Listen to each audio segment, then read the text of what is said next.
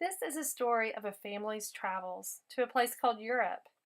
Traveling to a place so far away can open up all kinds of questions, especially for young travelers. Like our son, it requires getting a passport and going overseas, traveling through lots of modes of transportation in buses, in planes, in trains, and even spending the night sometimes in unexpected places. We were with people from all over the world, not just Europe. And here we are with our family, getting ready to embark on several weeks in Europe. What will we see there? Who will we meet? Will we make any new friends? Well, how will we get there? Let's start with that. Planning a trip can take a lot of time. You want to talk to your friends. You want to look at maps and read books and learn about the places you're going to. The world is a big place, but with research, you can make it smaller. Our trip was all about seeing Dad while he was working in Europe. So we looked at books, maps of the region, and then we decided that we would be staying in Lille, France, which is close to Brussels. So we'd go to Lille and Brussels in a place called Bruges. Then we'd go to Milan, Italy, and stay in a place called Bergamo and visit Lake Como. All interesting places that we had never heard of before. I strongly suggest making friends with the locals. My husband, as a professor, received an invitation from his colleagues for our son to attend a French kindergarten for a week. This gave him a great exposure into the local culture, even though he didn't speak French. They were warm and accommodating and really embraced him in the class. That's how we'll get home. Look at all these children. They're leaving for lunch. They leave in the middle of the day to go to lunch.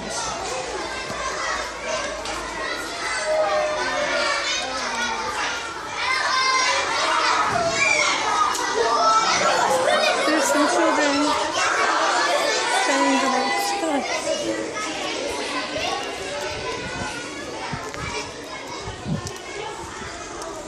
This is James and I. We're picking him up for lunch on Friday from school. And you can see the children in the background. Some leave during the middle of the day to go with their families. And some stay at the school. So they have a 2-hour break. Right, James? What did you do today at school? I forgot. You said you climbed a wall. Yeah. 200 times. 200 times he climbed a wall. And the teacher said you watched a movie? I did. Famous French movie about Africa? Not really. That's what she said. Not really. Not really. All right, so now we're going to go find a playground and eat our lunch. Bonjour. Au revoir. Carol, and this is Carol, and this is James, and we're at Sorry. we're at a park near his school, and we're on lunch break, right? And he's drinking some tea, and we got this yummy. Well, Daddy packed this. I made some chicken and rice and carrots, and then Daddy put the beans and weenies in there. And I'm having hot dogs. Yeah, I'm having Jif peanut butter with apples, and then for dessert, yummy dessert. Yum! Tarts from the bake shop. And that's our school lunch. See you. Yeah, I'm coming.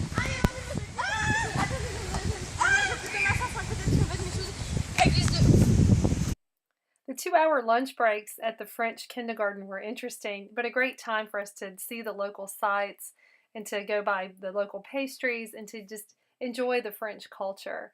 We gave our teacher a book of the United States in French so she could share James's country with the other students. Here's a glimpse of James and his teacher interacting on one of his last days. I'm going to come back to Not today. Tomorrow. Do you want to come back? Do you want to come back to Madame Claire's? Say au revoir. Say au revoir. Say au revoir. James, you have to wait for my calling. Yeah. But it doesn't matter. Next time you sit until she calls you, okay? It's for the security. Yeah. Because I am very afraid that pupils, boys and girls, are Running live, off, yeah? live without tell me that they do. Okay? Okay. Thank you for the book. Oh, good. Yeah. Well, Madame Claire really made French kindergarten special for James. In the afternoons after school, we'd walk through the town of St. Christopher and see all the way the people lived in their houses and the cozy little community that they have there. And then we would board a train back into the main train station of downtown Lille, navigating our way through the metro system. In downtown Lille, we'd go to the grocery store before heading home. And here's a surprise that was in store for us one evening on our way home. Racing. Yeah, it's some kind of skateboarding excursion.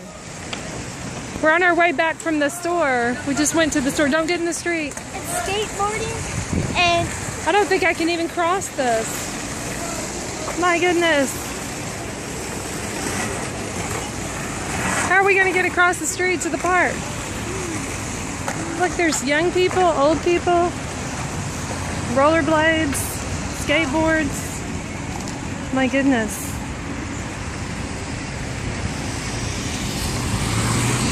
Here we are in Lowell. The two-wheelers have taken over. What do you think about that? big race. So, after our 1.5-mile walk to our apartment, we'd meet Dad after work, eat our dinner, enjoy our apartment view of Lille and the European furnishings, which make it a visit really unique. Sometimes we'd sleep too. Afterwards, we decided to go out on the town and see what was happening.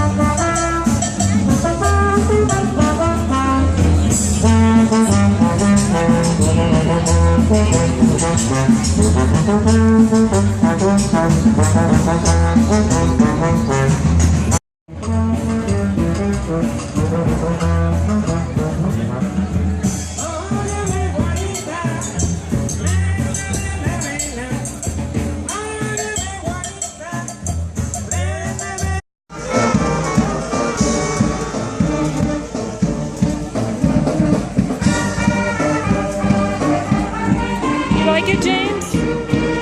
Thumbs up? Okay. Look, you're starting to dance.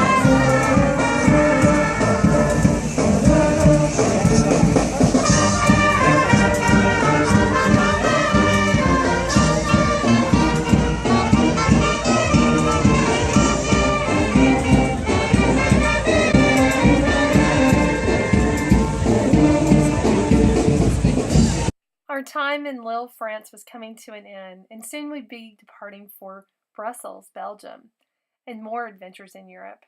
For our family, this vacation was much better than anything we could have hoped for at Disney World. Traveling to a new place and really experiencing the local culture by making friends and being part of it is a great way to travel. Now that we're back home, we can reflect back on our travels in Europe and know that even though the people speak a different language, in many ways they're just like us. And understanding others is what life and kindergarten is all about.